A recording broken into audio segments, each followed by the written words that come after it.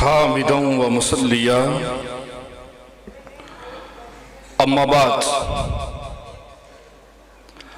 واعظ قوم کی وہ پختہ خیالی نہ رہی، برق طبعی نہ رہی، شعلہ مکالی نہ رہی، رہ گئی رسم اذان روح بلالی نہ رہی، فلسفہ رہ گیا تلقین غزالی نہ رہی۔ جناب صدر اور معزز حاضرین، علم و عرفاں کے یہ ایوان مقرر مستطف لناتوا اور موضوع شاعر مشرق کا انقلاب آفری پیام، مجھے ہے حکم ازا لا الہ الا اللہ۔ جناب صدر، حق اور باطل، عدل اور ظلم، ایمان اور کفر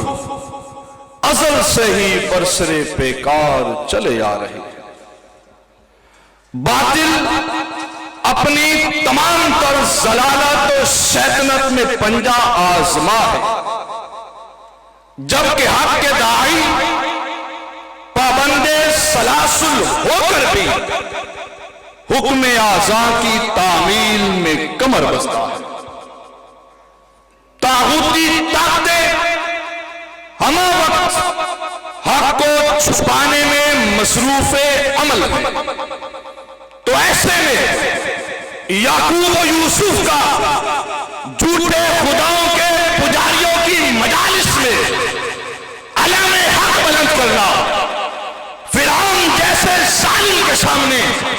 موسیٰ کا ڈٹ جانا، ابراہیم کا نعرہ نمرود میں کود جانا اور عیسیٰ کا سولی پر چڑھنے کو تیار ہو جانا، مگر حق سے اعراض نہ کرنا اس بات کا عملی نمونہ تھا۔ مجھے حکم ازا لا الہ الا اللہ۔ نولا سر پر تپتی دھوپ کا سائبان، پاؤں تلے جلتی زمین، سینے پر بھاری پتھر، گلے میں توق، زبان پر احد کی پکار، بلال حبشی کی کمر کے لہو سے انگاروں کی پیاس بجھتی ہے تو انگارے پکار اٹھتے ہیں، مجھے حکم ازا لا الہ الا اللہ۔ سرزمین کربلا میں حسین ابن علی رائے حق کی خاطر باطل سے ٹکرا جاتے ہیں، ننھے اصغر کے گلے میں تیر پرست ہوتا ہے، معصوموں کا پانی بند ہوتا ہے۔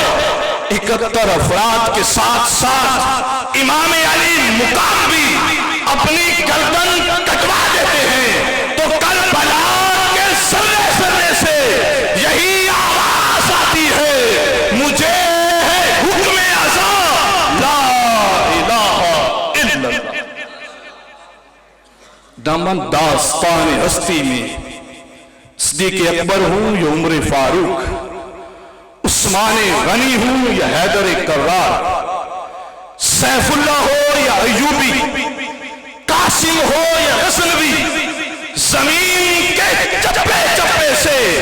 خون شہیدہ یہی پیغام دیتا ہے، مجھے حکم ازا لا الہ الا اللہ۔ یہ تھے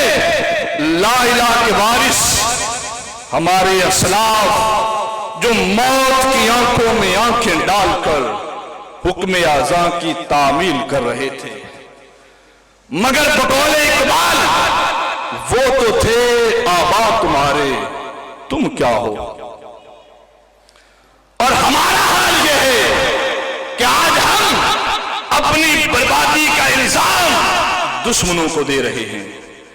کہ ہماری حق تلفی ہو رہی ہے، مسجدوں پر حملے ہو رہے ہیں، ہمارے قرآن کو جلایا جا رہا ہے،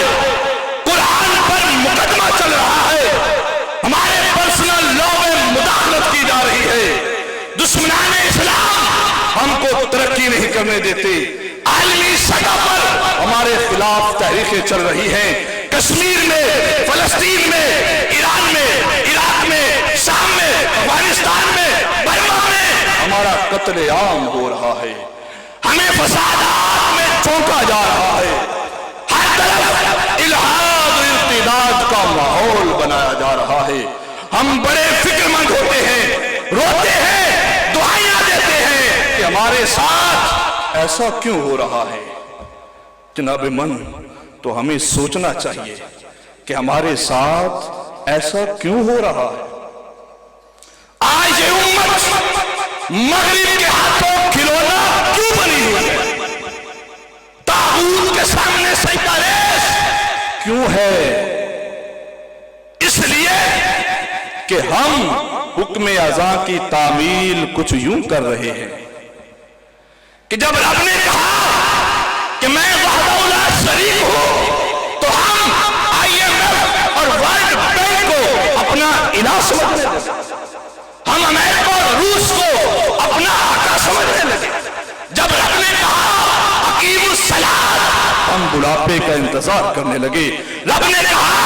آتوا الزکوٰۃ ہم غریبوں کا مال کھانے لگے، رب نے کہا وحرم الربا ہم نے کہا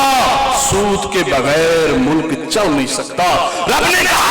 یبیتون لربہم سجدا وقیاما ہم راتوں کو رقص کی محفلیں سجانے لگے، رب نے کہا لقد کان لکم فی رسول اللہ اسوۃ حسنہ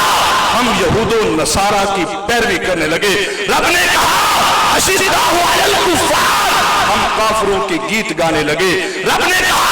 رحماء بینہم ہم ایک دوسرے کے سینے چھلنی کرنے لگے، رب نے کہا واعتصموا بحبل اللہ جمیعا ہم اختلاف و انتشار کا شکار ہونے لگے، رب نے کہا وجاہدوا فی اللہ حق جہادہ اور ہم بیٹھ کر تعویلیں بنانے لگے، اور اقبال کا حساس دل تڑپ اٹھا، فرمایا ہر کوئی مست میں ذوق تن آسانی ہے، تم مسلمان ہو یہ انداز مسلمانی ہے، حیدری فقر ہے نہ دولت عثمانی ہے، تم کو اسلاف سے کیا نسبت روحانی ہے، وہ معزز تھے زمانے میں مسلمان ہو کر تم خوار ہوئے تحریک قرآن ہو کر۔ نوجوان ملت، آج کا سب سے بڑا المیہ یہ ہے کہ آج فرعونیت زندہ ہو رہی ہے، نمرودیت پروان چڑھ رہی ہے، ہر طرف الحاد و ارتداد کے شعلے پھڑک رہے ہیں، خدا بیزاری انتہا کو پہنچ چکی ہے، انسانیت جاہلیت کے دور میں جا رہی ہے،